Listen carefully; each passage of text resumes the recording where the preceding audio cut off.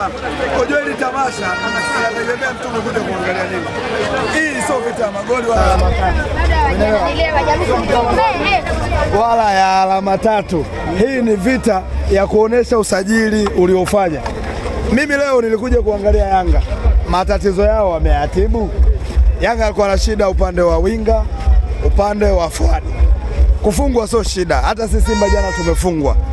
Nimeangalia Albert Kangwanda mali imo, nadhani kila mmoja kaona. Nimeangalia yule Zokwani mali imo, Sharulile ndo yule tulimtegemea, yote yameonekana. Makosa yalotendeka yamefundisha Yanga amefungwa. Wachezaji waliofanya makosa sio first 11 ya Yanga. Huwezi kupanga first 11 ya Yanga ukaanza na Ninju. Unaona kabisa hata msimu uliopita alikuwa hapati nafasi nyingi ya kucheza. Kwa hiyo ni bwana mdogo ambaye anahitaji kukua. Kwa hiyo bila kumpa mechi kama hizi atakuwa lini? Mimi nawapongeza usajili wao mzuri. Pengine unadhani kipi kimepelekea mpaka Yanga Africans wamepoteza mchezo? Sinishajibu makosa ya wachezaji. Sio kwamba timu waliocheza nao Yanga ilikuwa bora. Walikuwa wanatumia makosa. Goli la kwanza unaona kabisa nani ule golikipa nani huyo? Atacha msao. Masalanga.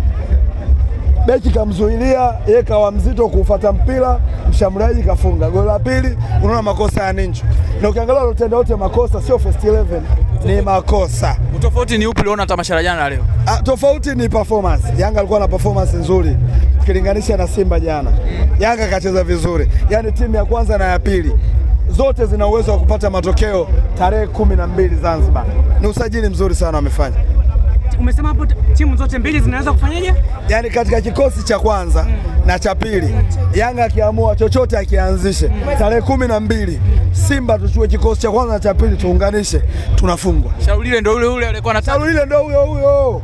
Unaona alivyomchukua pale golikipa Mzee Faulo kafuniki. Kama Yanga angetaka kushinda asingefanya sabu. Angeboresha baadhi ya maeneo watu wakapigwa. Lakini malengo ya kufanya sabu hili ni tamasha.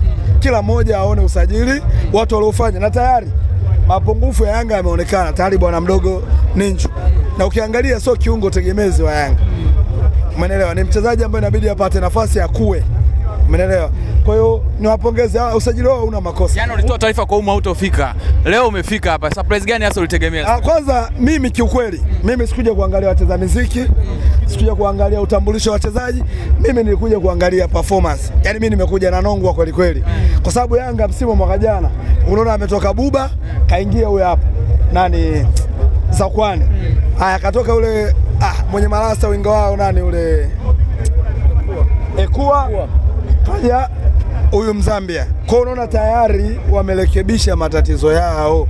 Hapo Mchome, kwa hiyo unaweza kusema kwamba Yanga Afrika katika dirisha hili la usajili wasiongeze mtu, kuna eneo ambalo limepoa. Yaani hamna sehemu iliyopoa. Yanga imetimia. Sema vimegaiwa vikosi viwili. Wamechukuliwa na wale ambao walikuwa hapati namba, wamepata namba, wamefanya makosa. Nadhani performance ya Ninju kila mmoja kaiona.